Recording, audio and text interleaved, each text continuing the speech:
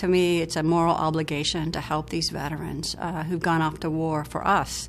And so I think it's inherent upon all of us to understand something about the military and something about some of the unique needs that those veterans have. It's well over a third of those veterans that are returning back from war experience some sort of mental illness, and it's really no surprise. I know when I left the service myself, I had to deal with some issues around mental health and found resources in the community that were very helpful to me.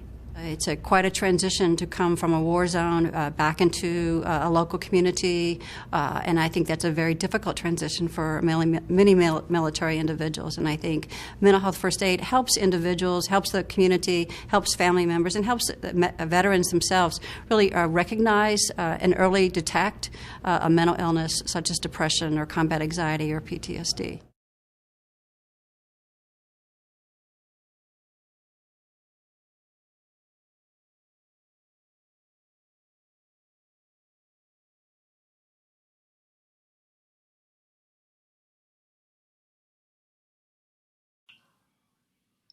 When veterans return home and no longer serve in the military, they are often left with a void.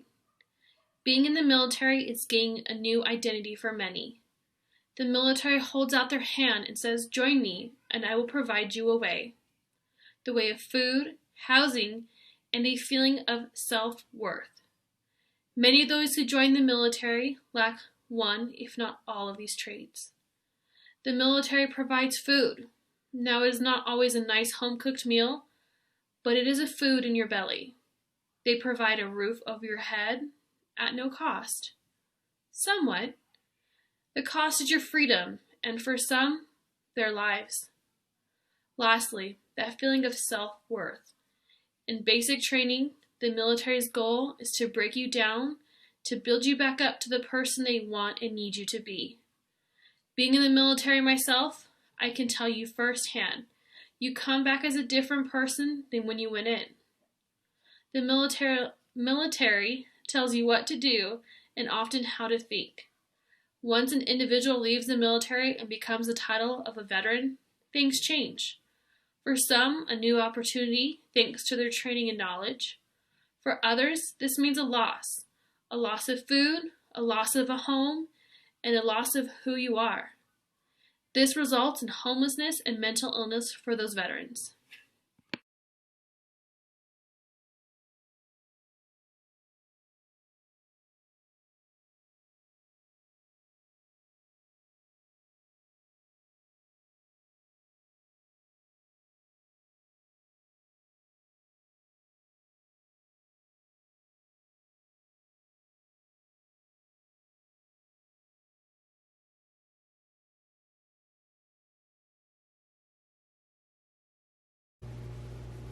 Mental illness is a passionate topic to our group.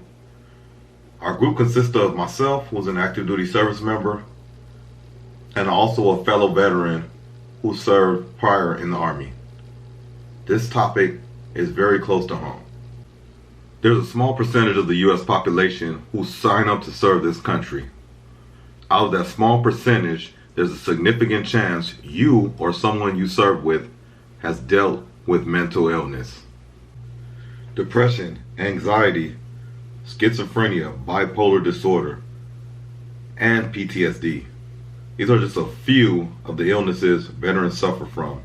These illnesses have been proven to be gateways to veteran homelessness, becoming suicidal, or the act of committing suicide. I have personally served 20 years in the military, and I can tell you firsthand, I know of 3 individuals that have committed suicide after the tenure in the military. Our veterans are close to home, are precious to us, and the VA, Veterans Affairs and Administration, has a lot of programs in place to help veterans. The issue is a lot of veterans do not know where to go for the assistance, to seek help, or even know that there is something out there for them. A lot of times that can lead to a lot of veterans going untreated. This is close to home to us, and it's passionate to us for that very reason. One is too many. The suicide rate of veterans is very high, and it all stems mostly from mental illness.